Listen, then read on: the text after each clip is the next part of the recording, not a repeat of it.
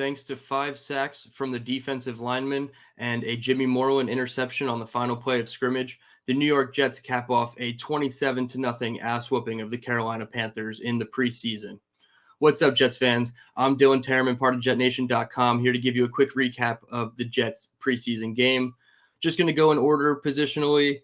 I put out a long tweet. If you follow me at dtereman on Twitter, just went positionally, started with the quarterbacks. Obviously, Zach Wilson started the game, played an entire half, started 4 for 4, then went 1 for 6, and then 2 for 7, actually, according to the broadcast. His first drive was stalled by a tripping penalty by Connor McGovern, ended up in a 47-yard field goal from Greg Zuerlein.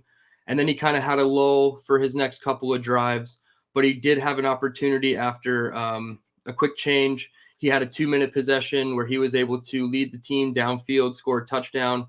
I believe that was to Kenny Yeboah in the flat on a leak play. It seemed like Hackett was really dialing up the tight ends, and we'll get into that. But Zach Wilson did finish that drive 5 for 5. So started 4 for 4, ended 5 for 5, finished the day entirely 14 of 20, 123 yards and a touchdown. Solid first half. After what he put on last week, didn't make any major mistakes, made the huge completion to Malik Taylor.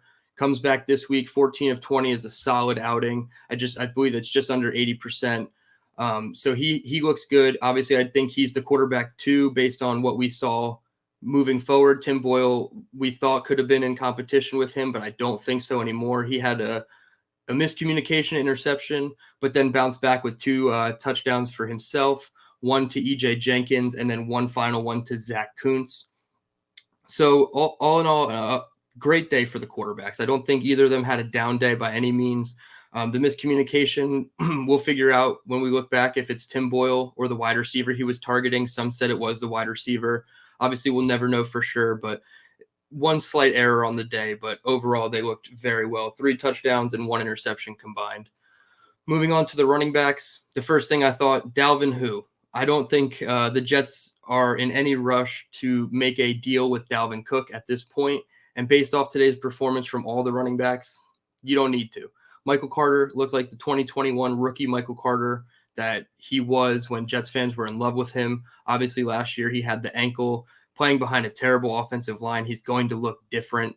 So Michael Carter bounced back, had over 50 scrimmage yards on his 2 drives that he played. Him and Bam Knight, I believe, both got the first 2 drives, and that was it. Bam Knight, however, not as great. Solid performance. His first play, his first touch was a screen pass that he was down by contact but almost fumbled. Saleh alluded to it in the press conference, saying you want to see more ball security, but it's not an issue because it wasn't a fumble, but something to monitor moving forward. I know Knight has been the best running back in camp from everybody's account, and he was one of my players to watch entering this game. But knowing that Michael Carter played and was elusive, and I think he broke at least 4 or 5 tackles in between the tackles as well, not just outside. He was looking like Michael Carter of old, and maybe it's a little soon to get on that Zonovan Knight running back 2 train. I still think it's Michael Carter's job. Furthermore, down the depth chart, Izzy Abanikanda, play of the day for the offense, I think. Even though it wasn't a touchdown, I wish they gave it to him. His knee was down, I believe, at like the 1.5. He put on a dirty spin move on number 22 for the Panthers, and he just looked lost. He was looking at teammates like, I didn't know what just hit me. Hit that circle button real hard in open space. Izzy Abanikanda for 26 yards. So he's coming along real nice, had a bunch of checkdowns. I think he's going to get some time with Aaron Rodgers when the regular season comes around, because if he can hit the open space and just take it 50, 60 yards like we've seen in practice a couple times, like that's something that Aaron Rodgers is going to covet. Even further down, Travis Dye had a solid game. He had a big pickup on 3rd and 14 for 17 yards where he broke a couple tackles and then followed it up with an 11-yard run on first down. Just a tough physical runner. Obviously, the Jets are not going to carry 5 running backs and a fullback, so he's probably the odd man out, and I don't know if at this point he's safe to make it on the roster, but a lot of teams have backs like this, so we'll see how it goes, but he'll be a nice practice squad stash if the Jets were able to keep him. Moving on to the wide receivers, very, very quiet day for the wide receivers. Only 3 receptions combined, all from Tim Boyle, 2 for Alex Erickson, and 1 for Malik Taylor.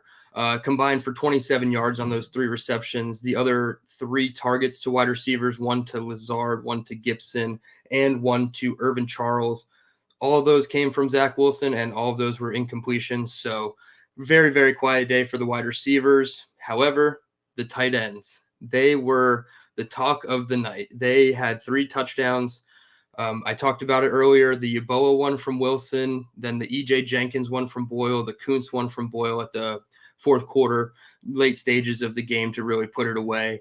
And it seems like Hackett's going to scheme up these guys in the red zone or the gold zone, however they want to phrase it.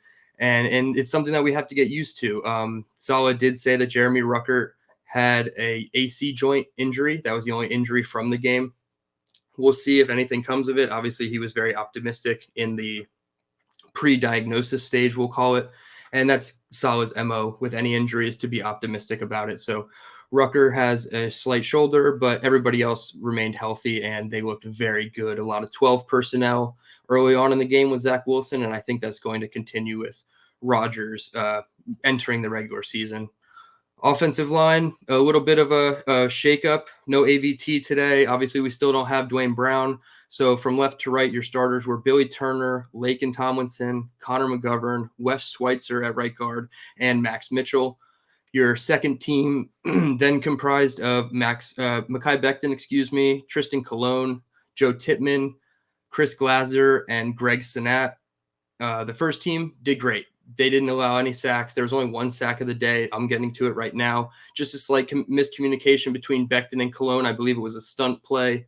Becton looked a little bit too lackadaisical. He probably could have moved inside a little bit toward the guard to lead that stunt player, and then it ended up becoming a sack to the inside shoulder of Mekhi Becton or the outside shoulder of Tristan Colon. Either way, it was the only sack of the day. So other than that, they had a very, very solid outing. Mekhi Becton playing 26 snaps, so 19 more than he did last week when he only played 7 and pulled himself out. Saleh said he didn't pull himself out.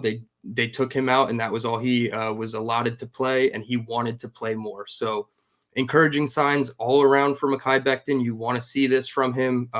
He was playing left tackle with the second team, like he's done all of training camp, only playing left tackle, not playing any right tackle. So we'll see what happens moving forward when we get Brown in the fold, which I still think we're probably a week out. I think maybe entering the Giants week, we might see Dwayne Brown enter and play a little bit of the game. I think that would be the best case scenario, so that you can at least see your hopeful starting 5 before the regular season starts, because trotting out your starting 5 week 1 and hoping for the best is not it. You want to see what they have, build a little bit of chemistry back up between him and Laken standing next to each other. So still a work in progress with the offensive line. Joe Tippmann, though, another quiet day, another solid day. I don't know. He was my guy. I think he was number 2 on my list of 5 players to watch. I want to see him get reps with Aaron Rodgers at practice at some point in the month of August. If it doesn't translate to a starting job, that's okay. But I just want to see him out there with Rodgers and the starting offensive line that they think is their best 5. And maybe we'll see what happens. If it's not meant to be, it's not meant to be right away. But I think he's earned it through 2 solid performances. McGovern obviously got the start, and I think Laken Tomlinson got the start next to him. So you had at least 2 starters. Max Mitchell is a projected starter right now at right tackle. So you had about 60% of your offensive line today as your projected week 1 starters. So good that they didn't allow any sacks. You obviously want to see the rest of them play together, but it was a very, very solid performance, considering the Panthers did play a lot of their first string defensive linemen and linebackers to start the game. Switching over to the absolute unit of the night, the Jets defense. The funniest stat I thought of the night was the first play in Jets territory was at 5 minutes and 30 seconds left in the third quarter. I think that's great, considering there's been games where the Jets haven't crossed midfield till the fourth quarter of games. I think back to the Saints game I went to a couple years back, I think 2021. They didn't cross the midfield line until 8 minutes left in the fourth quarter. So just not able to move the ball on this Jets defensive unit at all today. Your starters on the defensive line were Jermaine Johnson, Quentin Jefferson, Solomon Thomas, and Bryce Huff. According to NFL's Next Gen Stats and Connor Hughes on Twitter, Jermaine Johnson's get off on the first drive was 0.77. and Bryce Huff's was even faster at 0.70. So just absolutely humming off the ball. These two are. I know the cornerbacks call themselves young and turnt, but I think the young edges on the defensive line, Will McDonald included, and we'll get to him in just a second. These guys are young and turnt too, and they're special. And they have guys like Ika Mekwonu put into blenders early on in this preseason process. I think it's only going to be up from here. Speaking of which, Will McDonald had a very nice sack on Matt Corral when the second string unit was in for the Panthers. Patented spin move. I know obviously it's not his spin move, but I feel like he's already patented it as far as the Jets players go. He really is not perfected it, but he's putting it on almost every other drive. You see him in pass rush situations trying that spin move again, but he knows how to counter off of it if it doesn't work, which is just so special for a young pass rusher.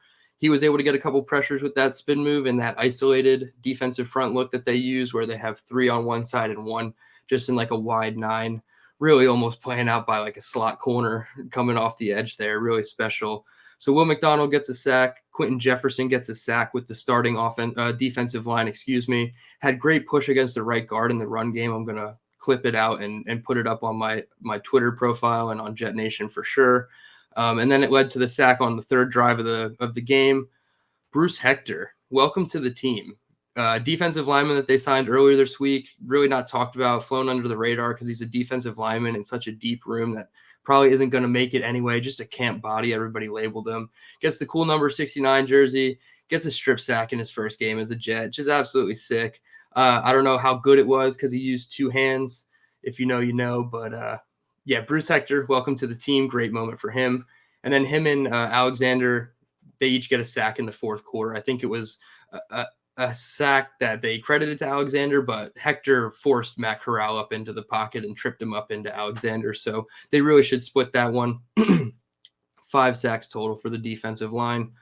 Linebackers, kind of a quiet day again for them. Just, middle of the pack. I believe Zaire Barnes led the team with 8 total tackles. Yes, he did. 1 tackle for loss. But I think the standout in the entire room was Nick Vigil. You didn't have Chaz Surratt, the Hard Knocks and Robert Saleh darling from the first episode. We didn't have Chaz Surratt due to injury this game. So Nick Vigil, another guy just signed on the team this week, ended up with 4 total tackles, 3 solo, and 1 tackle for loss. His tackle for loss being a bit bigger and more important because it came on 4th down on a flat route to the running back where he just put his helmet right into his chest plate and drove him right into the ground for a tackle for loss. Turnover on downs, which was kind of the synopsis of the day. The Panthers couldn't get anything moving, multiple turnover on downs. Cornerbacks, again, quiet. With the defensive line performance like this, the corners aren't going to have to do much. And the passes that did get off because there was no, immediate pressure by the defensive line, I don't even think those plays are going to be there often against this defense because you're going to have guys like Sauce and DJ Reed, Michael Carter, your starters out there. That's going to make the quarterback think. They're not going to have time to throw those, quick throws all the time. They're going to be there sometimes, but not every play. And if this defensive line keeps humming like this, we're not going to have much to talk about from the corners, but that's a good thing. Brandon Echols was locked down in the beginning of the game. Bryce Young had a couple passes thrown his way that weren't necessarily accurate, but we're in the realm where Brandon Echols made a good play on him, good coverage. And then obviously Jimmy Moreland had the interception at the end of the game, the Hail Mary, just final attempt. So quiet but solid day from the cornerbacks. Safety group, I think Ashton Davis and Trey Dean were the 2 starters, if I'm not mistaken, but they really rotated the 3 in as quickly as possible. Trey Dean was the guy last week that everybody was talking about, and he made my list to watch coming in.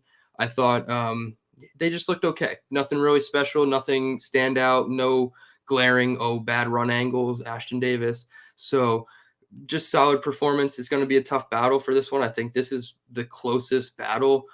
Tony Adams didn't dress again today, so you're looking at a starter lock in him opposite Jordan Whitehead, which leaves Adrian Amos, who I don't believe played either today, Trey Dean, Marcus Waters, and Ashton Davis for the safety 4 position. And if it's special teams value alone, Ashton Davis has probably got the leg up, but you have the veteran experience in Amos. You have the young up-and-comers, both in Dean and Waters. So it's just going to be a fun competition. I think that's probably the one that should get the most attention moving forward. Special teams, we don't have to worry about special teams anymore. I mean, sure, we might at some point in this season, but right now it's trending in the direction where the Jets have not seen special teams play in a long time. Greg Zerloin, just robotic at this point, automatic, threw the goalpost straight on. He had one that was, left center, and that was the closest it came to a miss all day, all camp, really. He has a couple misses from like deep 60 plus in camp, but he's been nailing them all summer long. So hopefully that trend continues. And his running mate, Thomas Morstead, bring him back, second stint with the team, putting it right down inside the 2 on the first punt that he had of the day. And it just was consistently like that all day for him. So special teams is something that the Jets don't have to worry about right now. Like I said, the only injury coming out of the day was Jeremy Ruckert, an AC joint. And luckily that is all of it as far as the injuries. They had a couple injuries coming into it this week. Hopefully they get those guys back on the mend and we're able to have full strength going into this week. I believe the Tampa Bay Buccaneers come to Florham Park Tuesday and Wednesday, or Wednesday and Thursday, for 2 joint practices. Hope that all the fans out there have a great week. It's supposed to be good weather. Obviously, some got unlucky in South Carolina and they had a canceled practice on Thursday. So unfortunately, not all the fans could see it last week, but this week we hope for better weather, hope for some good practices against the Bucs. I appreciate everybody tuning in. We'll be back with our regular show, Jet Nation Live, Thursday night, Chris and I. And if anything pops up in the meantime, I'll be here while Glenn is on vacation filling in on these solos. Appreciate everybody tuning in. And until next time, let's go Jets.